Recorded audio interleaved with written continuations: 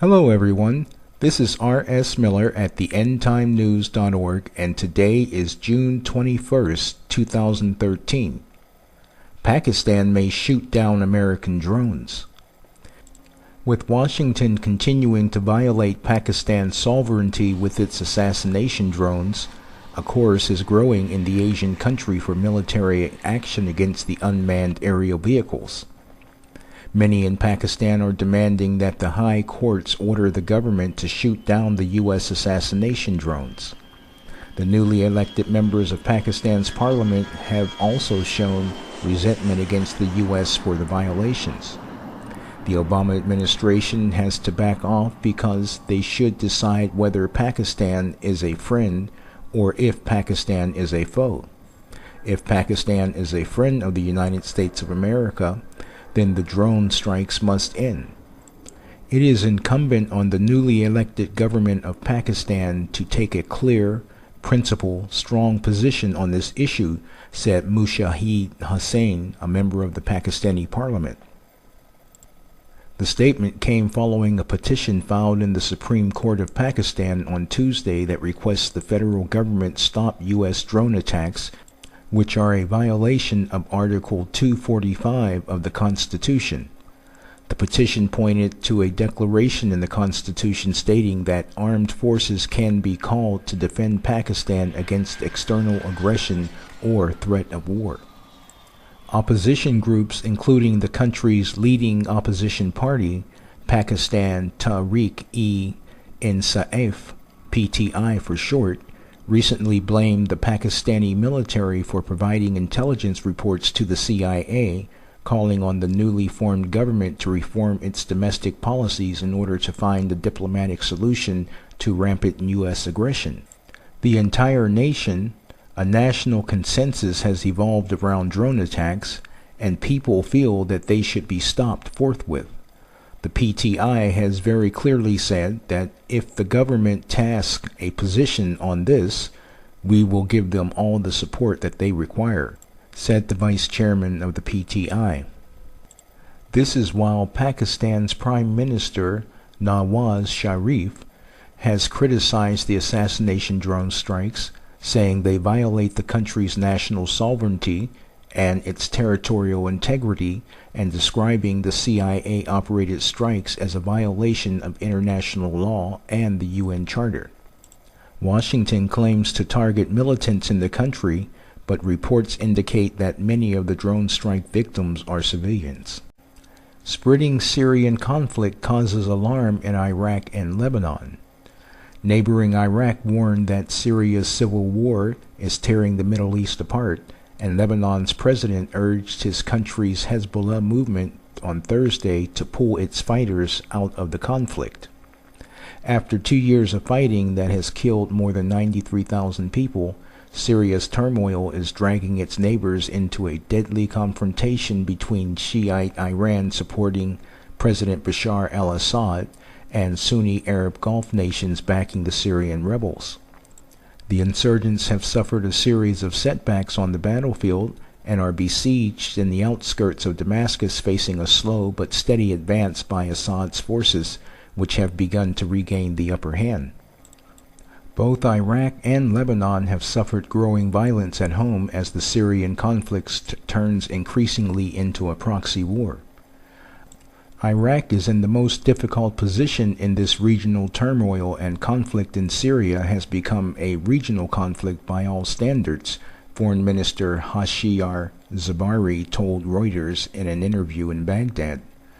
We are doing our best to maintain a neutral position, but the pressures are enormous, and for how long we can hold really is a matter of further developments in Syria. With Russia and Iran arming Assad's government forces and Lebanon's Hezbollah fighters joining the war on his behalf, Western powers have agreed in the last week to step up aid to the mainly Sunni rebels who were driven out of the strategic town of Qusayr, north of Damascus. Foreign ministers of the Friends of Syria group of nations backing the opposition are to meet in Qatar on Saturday to discuss assistance to try to help the rebel-free Syrian army defend the key northern city of Aleppo. These countries include the United States, Britain, France, Saudi Arabia, Turkey, Egypt, and Qatar. Rebel prospects for reversing Assad's gains in Damascus may now hinge on military support from Western and Arab backers. If the Northern Front were to receive enough material and non-material support quickly, it could soon be equivalent to thousands of men, or even tens of thousands, a Western diplomat involved in the talks said. In a further sign that the violence is spreading in one of the most diverse countries in the Middle East, Islamist Arab rebels have clashed with Kurds in northeastern Syria, sources on both sides said. The death toll from fighting and assassinations in the last few days has reached at least 30 people, with dozens more being held in tit-for-tat kidnappings. Russian President Vladimir Putin rebuffed Western pressure at the G8 summit in Northern Ireland this week to stop arming Assad's government and warned the West against supplying Islamist rebels, he said, that ate human organs. The rebels believe last week's U.S. decision to give them military support will reopen arms deliveries through Jordan that were curbed as the United States and Russia negotiated a planned Geneva II peace conference. The rebels are seeking anti-tank and anti-aircraft weapons to help them fight back against Assad's air force and armor. Lebanese President Michael Suleiman appealed to Hezbollah, the main Lebanese Shiite movement, to pull its guerrillas out of Syria, saying any further involvement in its neighbor's civil war would fuel instability in Lebanon. This should end in Qasr, he said, and Hezbollah should return home. U.S. senators introduce a bill to block arming the Syrian rebels. 4 bipartisan U.S. senators have introduced a bill aimed at prohibiting the administration of President Barack Obama from providing military assistance to militants in Syria. The legislation was introduced on June 20th by Democrats Tom Udall and Chris Murphy and Republicans Mike Lee and Rand Paul in an effort to bar the U.S. Department of Defense and spy agencies from feeding anti-Syria Takfiri militants. On June 14th, Obama ordered his administration to provide the militants with weapons, which include assault rifles, shoulder-fired rocket-propelled grenades, and anti-tank missiles.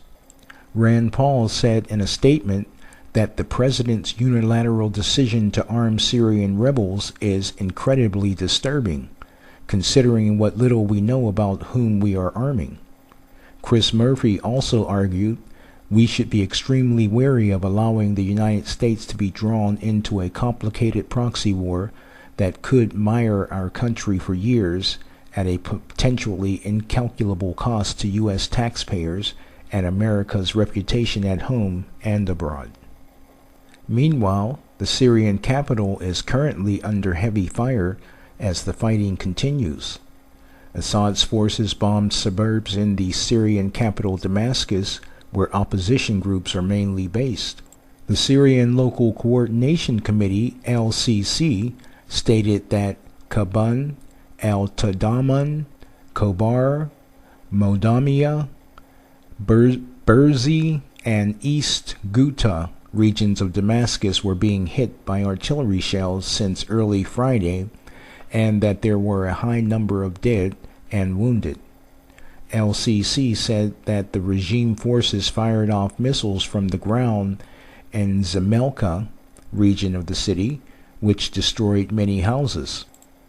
Assad forces entered Daria region of the city with 4 tanks, 2 armored vehicles, 5 anti-aircraft weapons, including many ambulances and military vehicles.